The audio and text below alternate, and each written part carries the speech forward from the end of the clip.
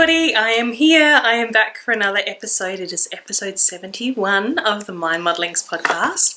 I am so glad that you could join me today. And just a couple of little, notes before we start. Granger is sitting down right next to me, so he may at some stage get up and make a cameo. And Marion is inside because, again, it has been raining. It is sunny at the moment, but it has been raining. Fur and feather babies abound in my house today. Alright, so I don't have a lot to talk about today. I have pretty much just been working on one knitting project. I've been doing a little bit on Simon's socks. I think I showed you guys the brown socks that I cast on for him, possibly. They're boring, they're just Lorna's Laces Soulmate. They are brown. They aren't terribly exciting. So I've been doing a little bit of work on those, not very much. And before I get into what I have been knitting, I am finally showing, I don't think I ever actually have taken modelled photos or worn this sweater on the podcast. This is my White Horse sweater, and that is a pattern by Caitlin Hunter, who is Boylan Knitworks. I'm sure you've all heard of her. So this is the White Horse sweater, and I did do mods on the sleeves because I believe it's supposed to have short sleeves. I did full sleeves from the Zweig pattern. Just on this, I think Zweig is fingering, this is DK, but I just essentially did the balloon sleeves like the Zweig does. I think Granger's creeping closer and closer to the tripod, so if you see some shaking, it's probably him. And I also did a much longer body because this is a very crop sweater as written. I made it very long. The front is kind of at my hips and the back is like my hip joint, and the back goes down below my bum. So this is a nice cozy sweater dress, I guess I could call it, because it is very long. And I really enjoy wearing it. I've worn it a lot this winter. Oh, you're a big sook. Granger's here getting cuddles. So yeah, that's probably all I really need to talk about at the beginning. I'd like to say thank you to all of you. I've now hit over 400 subscribers, which is like amazing. And I'm super, super glad that you guys are sticking with me and that you're around and you're in my life. I'm very, very happy about that and very grateful. And I'd also like to say thank you if any of you are watching who purchased yarn in my shop update last night. It was a very, very good update. I dropped off all my parcels this morning. Thank you very, very much. I am so, so grateful that you guys love what I do for a start, and that you allow me to manage my health and my mental well-being while being able to make a little bit of money for my family. So you are very, very appreciated, and I'm so grateful that you allow me to do that for you. So I've got a finished weaving to show you, and I have, here he comes. What do you want? I think you should lay down. Yeah, so I have a finished weaving, and it still doesn't look fabulous because I haven't ironed it or anything yet.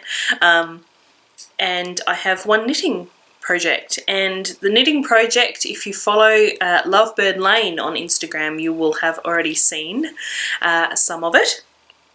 And that is my rose cardigan, which is a pattern by Andrea Mowry, and it's kind of like an oversized dolman sleeve cardigan that is faded through in 4 colours. It's a very, very interesting pattern.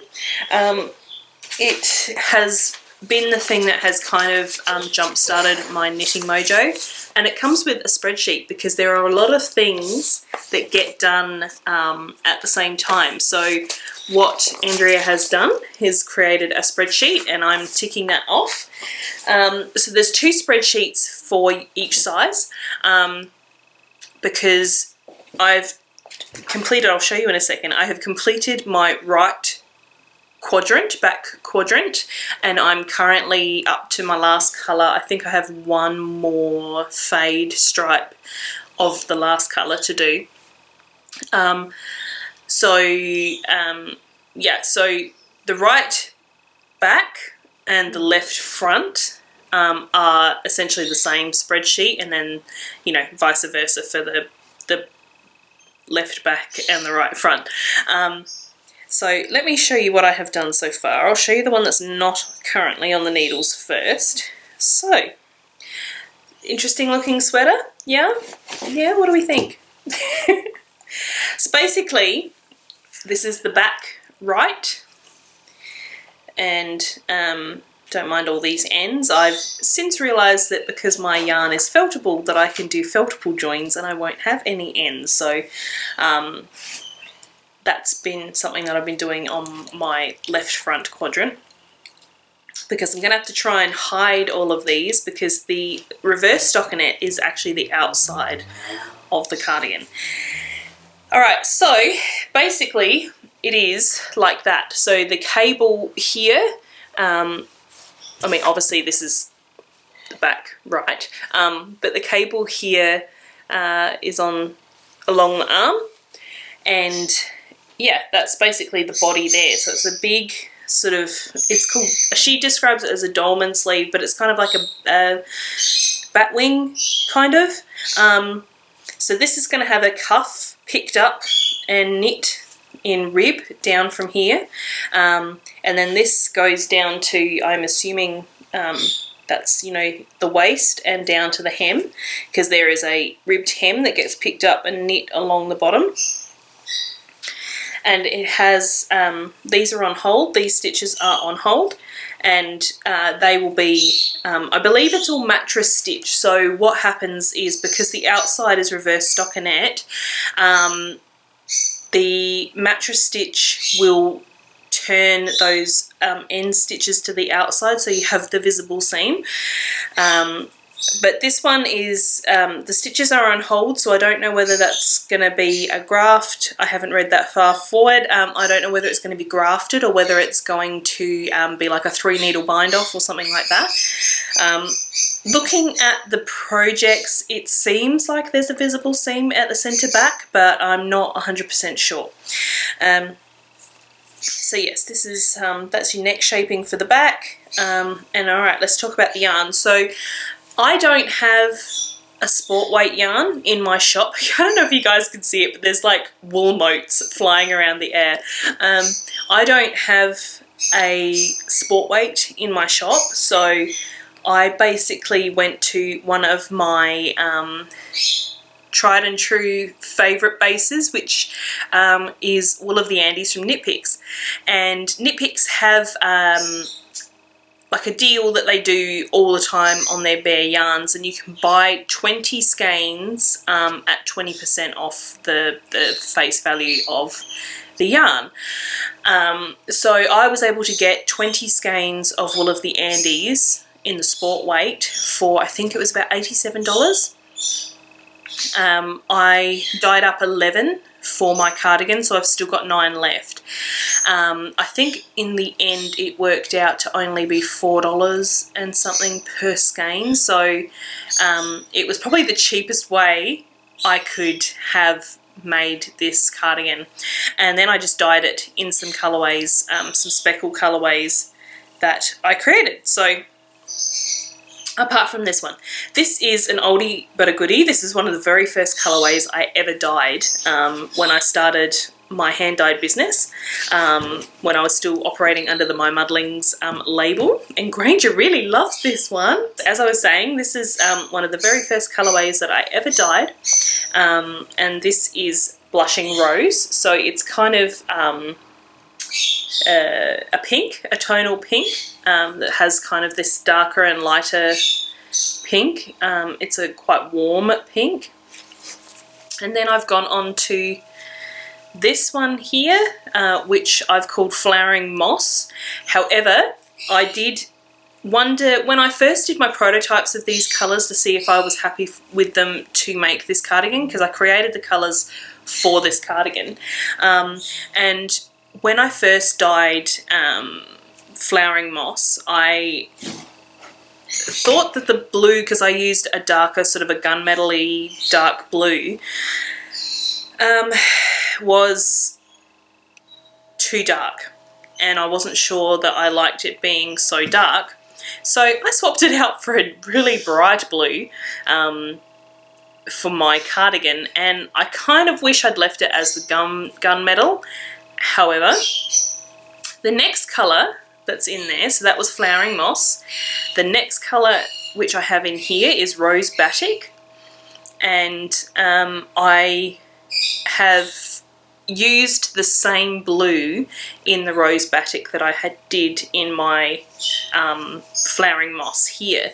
So it kind of ties it together because they both have that blue in there, and I think that kind of helps to create a cohesive fade as well, because you don't quite know, like, you can kind of see on the back, like you can see where the fade kind of works on the back, but on the front it really disguises where the fade begins and ends by having that common colour between the two colourways.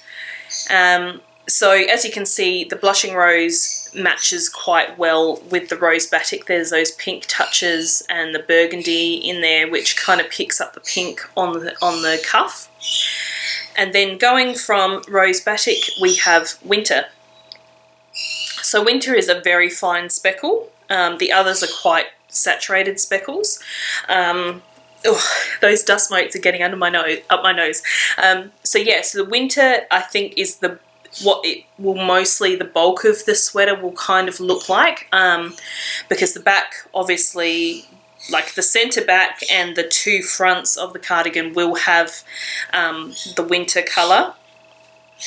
And then I believe the Winter is also used for picking up the collar, because obviously the sleeves, the ribbing on the sleeves is obviously going to be in the pink.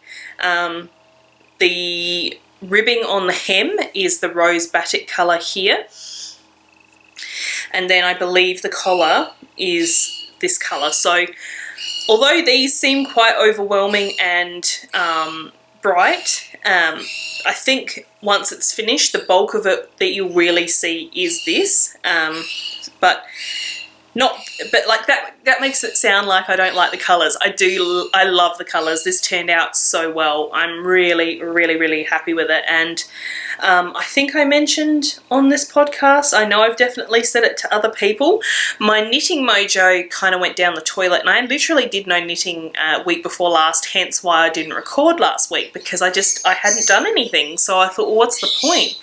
And Simon said to me, we should still record, just talk about something else, just don't talk about crafting. I'm like, yeah, that's true. But you missed out on that last week. I feel like I've had a million coffees. I don't know, maybe it's just because I haven't spoken to you all for 2 weeks. I've only had one coffee this morning, but I do feel quite bubbly. I'm in rare form, as Kristen from Yarngasm would say. So what was I talking about? I don't even remember now. But yeah, my knitting mojo had gone down the toilet a little bit. I wasn't into doing, like I spoke about my Oakwood poncho that I was knitting on. I still love it, but those brioche short rows, just doing my head in, having to have counters and so it was kind of, although a lot of it was mindless, it was still a lot of thinking, which is ironic because this sweater takes a fair amount of brain power. However, the way it's done with the checklist, because I'm very much a checklist person, like in my bullet journal, I don't think I have it handy, where I write down what I need to do every day. I have a little checkbox next to it so that I know once it's done I can tick it off. So I'm very much a checklist kind of person. So when this pattern had the checklist in there to help you keep track of what you're on, because you can also see on here that it's color coded, so that's depends on, you know, what color you're up to. It'll tell you when to do the fades and stuff. So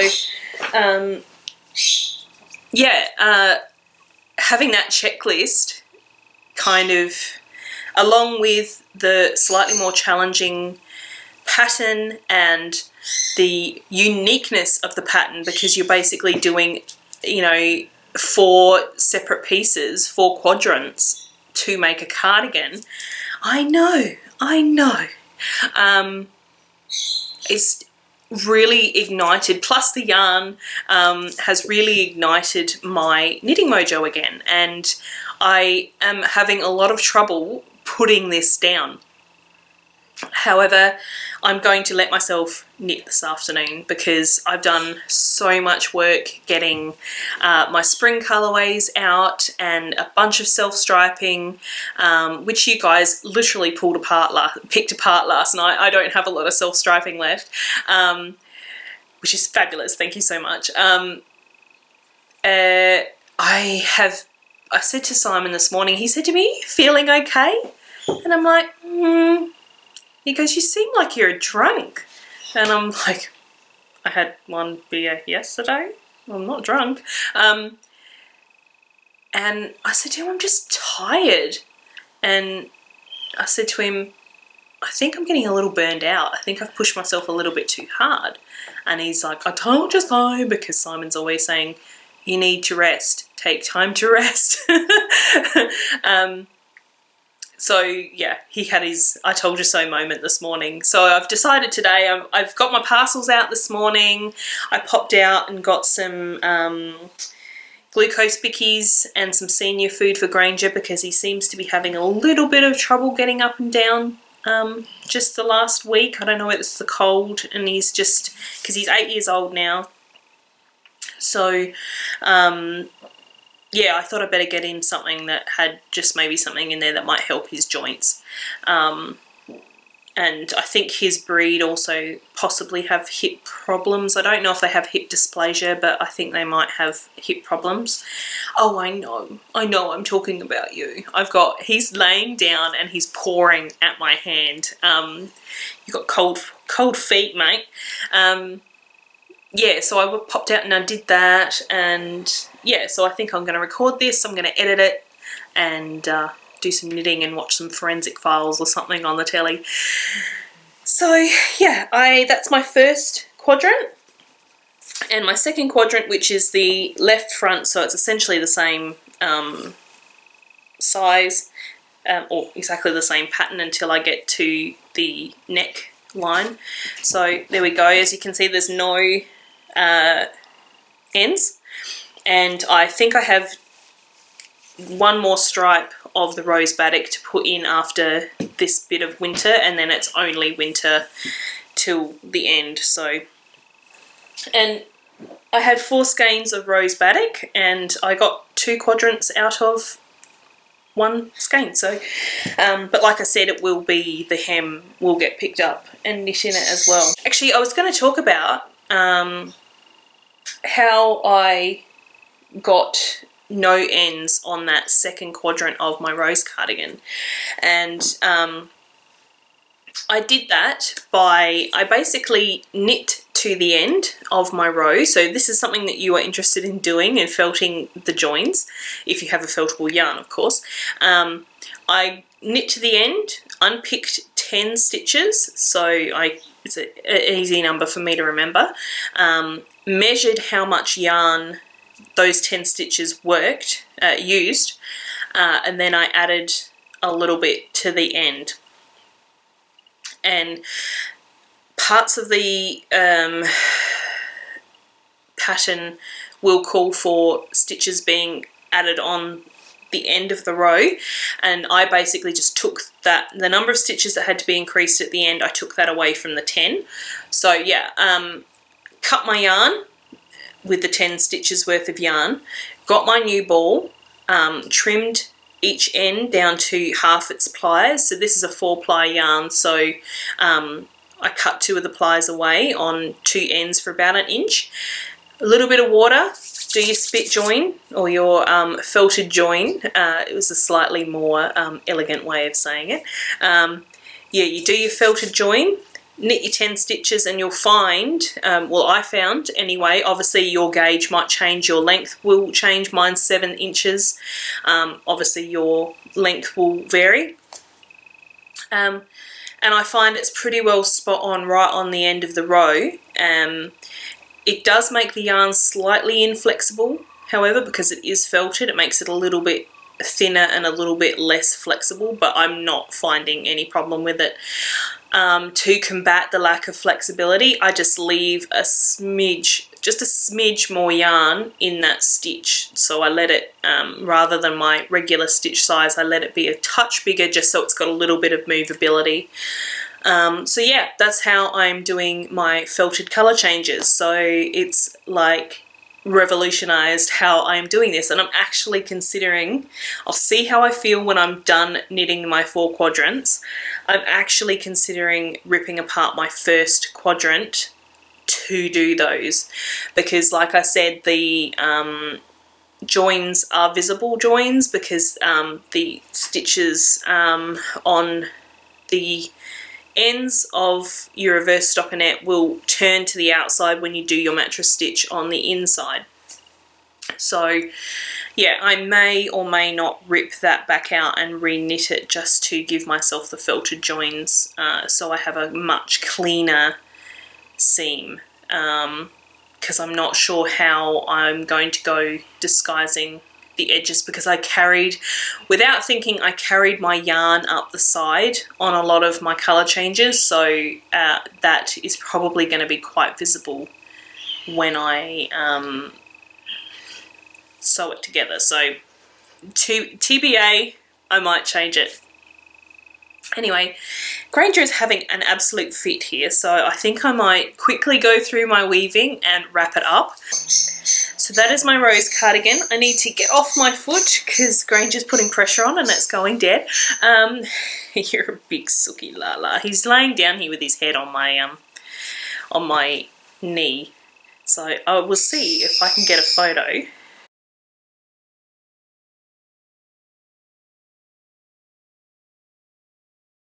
Weaving. So if you follow me on MyMuddlings, I've changed my personal Instagram handle from Anne of Julie to MyMuddlings now.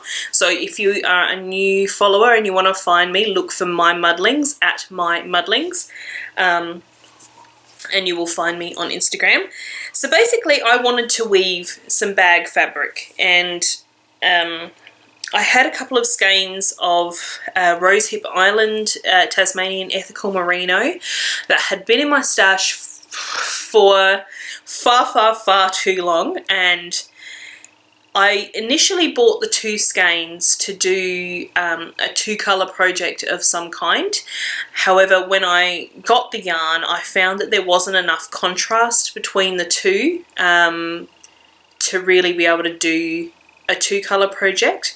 I mean, I'm sure I probably still could have if I'd striped them together even, would have been kind of cute.